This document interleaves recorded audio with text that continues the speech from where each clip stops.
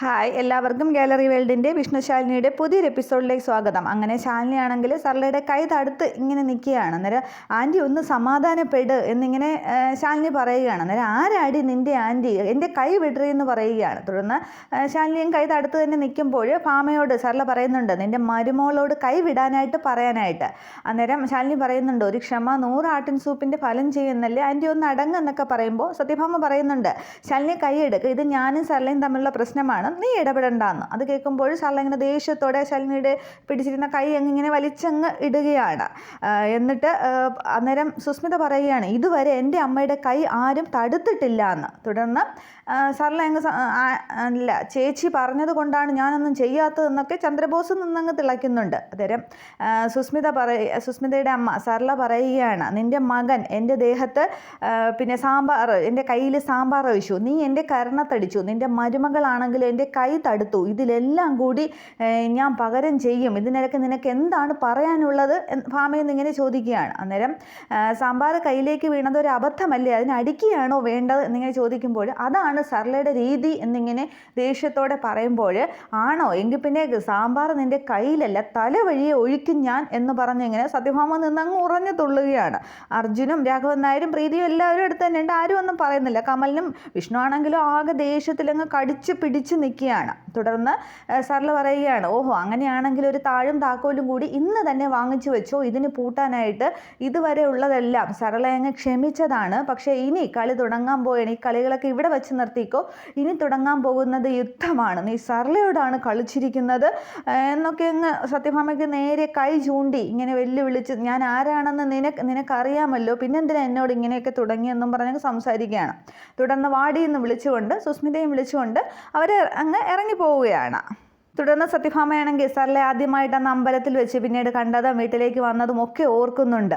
അന്നേരം വിഷ്ണു വന്ന് അമ്മയെന്നും പറഞ്ഞ് ഇങ്ങനെ കയ്യിൽ പിടിക്കുകയാണ്. അന്നേരം നീ ഒന്നുകൊണ്ട് വിഷമിക്കേണ്ട, വരാനുള്ളത് എന്തായാലും സത്യഭാമ തടുത്തോളും, നേരിട്ടോളും, എൻ്റെ മോനെ നിന്നെ തൊട്ടാൽ ആരെയും ഞാൻ വെറുതെ വിടില്ല എന്നിങ്ങനെ ഓറഞ്ഞു തുള്ളി ദേഷ്യത്തോടു കൂടി തന്നെ പറയുകയാണ്.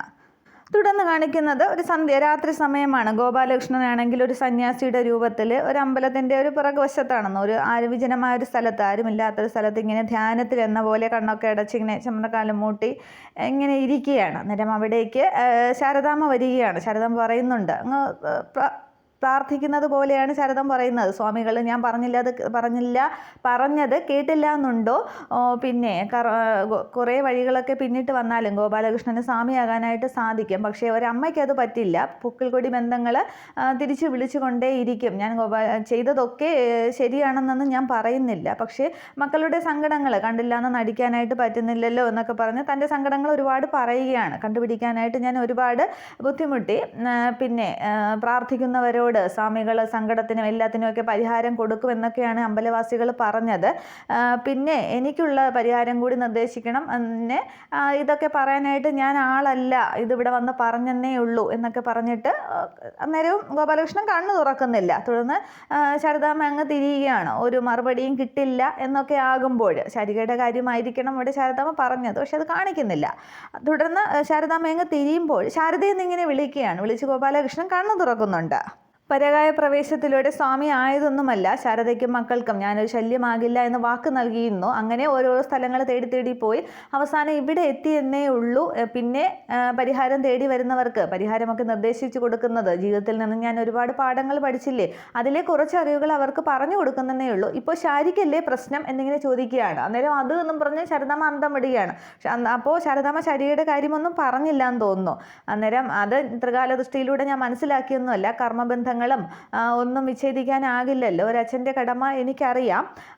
പിന്നെ ഞാൻ ഇനി ഈ ഒരു തവണ കൂടി മാത്രമേ ശാരദയുടെയും മക്കളുടെയും കാര്യത്തിൽ ഞാൻ ഇടപെടുകയുള്ളൂ, പിന്നീട് ഒരിക്കലും എന്നെ നിർബന്ധിക്കരുത്, കുടുംബശ്രീക്ക് മേലിൽ പുതിയൊരു പ്രഭാതം ഉയർന്നു വരും, ശാരദ പൊയ്ക്കോളൂ എന്ന് പറയുകയാണ്. അന്നേരം ശാരദാമ്മയ്ക്ക് മറുപടി കിട്ടുന്നല്ലോ. തുടർന്ന് ശാരദാമ്മ അവിടെ നിന്നങ്ങ് പോകുന്നുണ്ട്.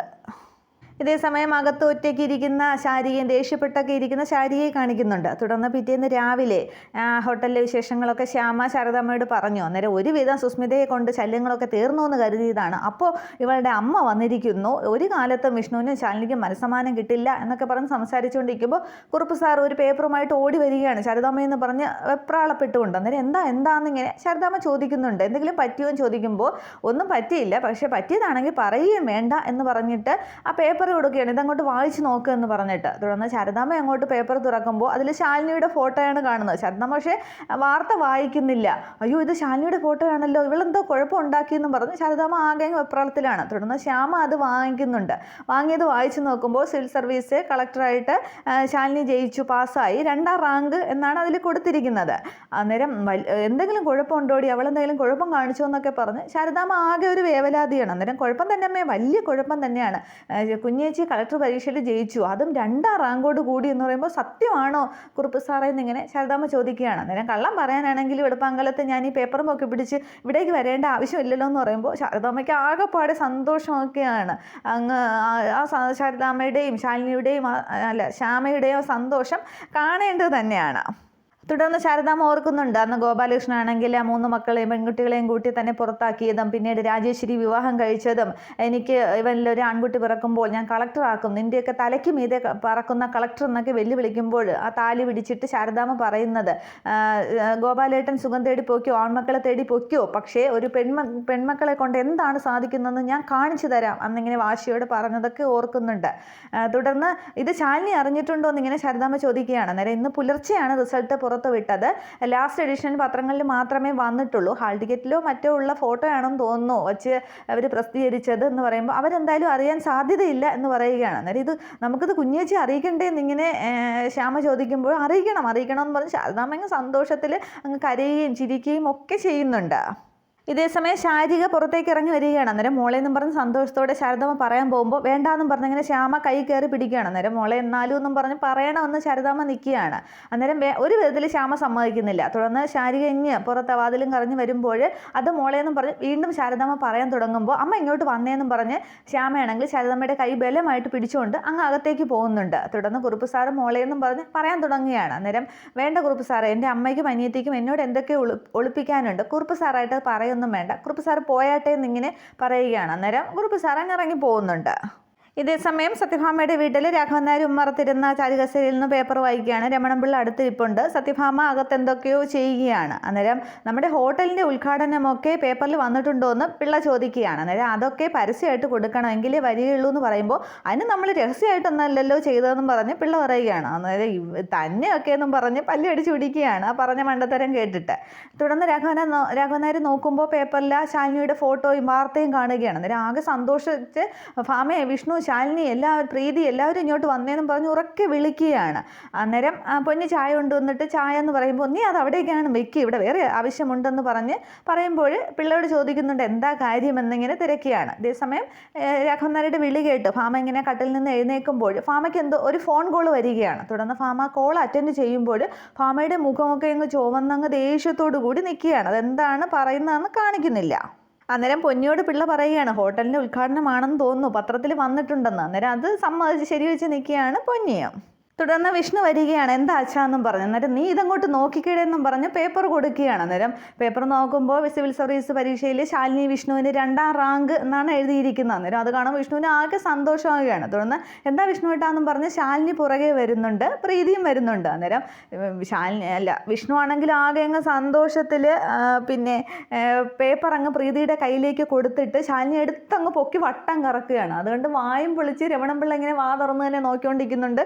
പൊന്നിയും പ്രീതിയും ഒക്കെ അന്തം വിട്ട് നോക്കിക്കൊണ്ടിരിക്കുക. അന്നേരം എന്താ വിഷ്ണുവേട്ട കാര്യം, എന്നെ താഴെ ഇറക്കുന്നൊക്കെ പറയുന്നുണ്ടെങ്കിലും വിഷ്ണു സന്തോഷത്തോടു കൂടി അങ്ങ് ശാലിനി അങ്ങ് വട്ടം കറക്കുകയാണ്. അന്നേരമാണ് പ്രീതി ആ പേപ്പർ നോക്കുന്നത്, പ്രീതിക്കും കാര്യം മനസ്സിലാകുന്നത്. അന്നേരം പിന്നീട് താഴെ നിർത്തിയിട്ട് പറയുകയാണ്, എടോ താനിനി താഴെ നിൽക്കേണ്ട ആളെ അല്ല, IAS ആണ്, IAS. ഈ വാർത്ത അങ്ങോട്ട് നോക്കിക്കേന്നും പറഞ്ഞ് പേപ്പർ കൊടുക്കുകയാണ്, ശാലിനിക്ക് കാണിച്ചു കൊടുക്കുകയാണ്. തുടർന്ന് ആ വാർത്ത വായിക്കുന്ന ശാലിനിയാണെങ്കിൽ ആകെ സന്തോഷത്തിൽ കണ്ണൊക്കെ അങ്ങ് നിറയുകയാണ്.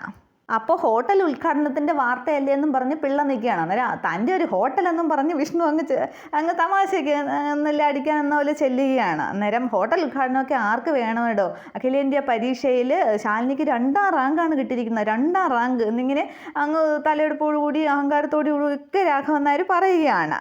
പഞ്ചാബികളെയും ഗുജറാത്തികളെയും ഒക്കെ മലത്തിടിച്ചിട്ടാണ് എൻ്റെ മോള് 2ാം റാങ്ക് വാങ്ങിയ നിസ്സാര കാര്യമാണോടോ എന്നിങ്ങനെ പിള്ളയോടൊക്കെ ചോദിക്കുകയാണ്. തുടർന്ന് തനിക്ക് സന്തോഷമായില്ലേ എന്നിങ്ങനെ വിഷ്ണു ചോദിക്കുമ്പോൾ എങ്ങനെയെങ്കിലും കടന്നുകൂടാന്നൊക്കെ ഞാൻ വിചാരിച്ചുള്ളൂ, ഇതിപ്പോൾ 2ാം റാങ്ക് അത്ഭുതമായിരിക്കുന്നു എന്നൊക്കെ പറയുമ്പോൾ എൻ്റെ മോൾക്ക് 1ാം റാങ്ക് കിട്ടാത്തത് എന്തേന്ന് എനിക്ക് ചിന്തയുള്ളൂ, അത്രയ്ക്ക് മിടുക്കിയാണ് എൻ്റെ മോൾ എന്നിങ്ങനെ രാഘവൻ നായർ പറയുകയാണ്. അന്നേരം അത് പിന്നെ വിഷ്ണുവിൻ്റെ ഭാര്യയല്ലേ എന്നിങ്ങനെ വിഷ്ണു പറയുകയാണ്. അന്നേരം എൻ്റെ മോൻ എത്ര വരെ പഠിച്ചു എന്ന് പുറത്ത് പറയണ്ട എന്ന് പറയുകയാണ്. അന്നേരം വിഷ്ണു അങ്ങ് ചമ്മുകയാണ്. അത് ഞാൻ മനസ്സ് വെക്കാത്തതുകൊണ്ടല്ലേ എന്നിങ്ങനെ പറയുകയാണ്. അപ്പം മനസ്സ് വെച്ചിരുന്നെങ്കിൽ നീ അങ്ങ് കുറേ മറിച്ചേനെ പോടാന്നിങ്ങനെ കളിയാക്കുകയാണ്. അന്നേരം ഈ അച്ഛൻ്റെ ഒരു കാര്യം എന്ന് പറഞ്ഞ് വിഷ്ണുവും തിരിച്ചിരിക്കുകയാണ്. അന്നേരം ശാലിനിയും പ്രീതിയും ഒക്കെ ആകെ സന്തോഷത്തിൽ നിൽക്കുകയാണ്.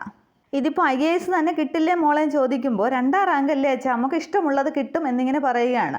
രാഘവൻ നായരോട് ശാലിനി പറയുന്നുണ്ട്. അന്നേരം കിട്ടിയില്ലെങ്കിലേ നമ്മൾ ചോദിച്ചു വാങ്ങും എന്നിങ്ങനെ വിഷ്ണു പറയുമ്പോൾ പോടാന്ന് വീണ്ടും കളിയാക്കുകയാണ്. തുടർന്ന് നമുക്കിത് ശാരദാമ്മയോട് പറയണ്ടേന്നിങ്ങനെ ചോദിക്കുമ്പോൾ പറയണം എന്ന് പറയുന്നുണ്ട്.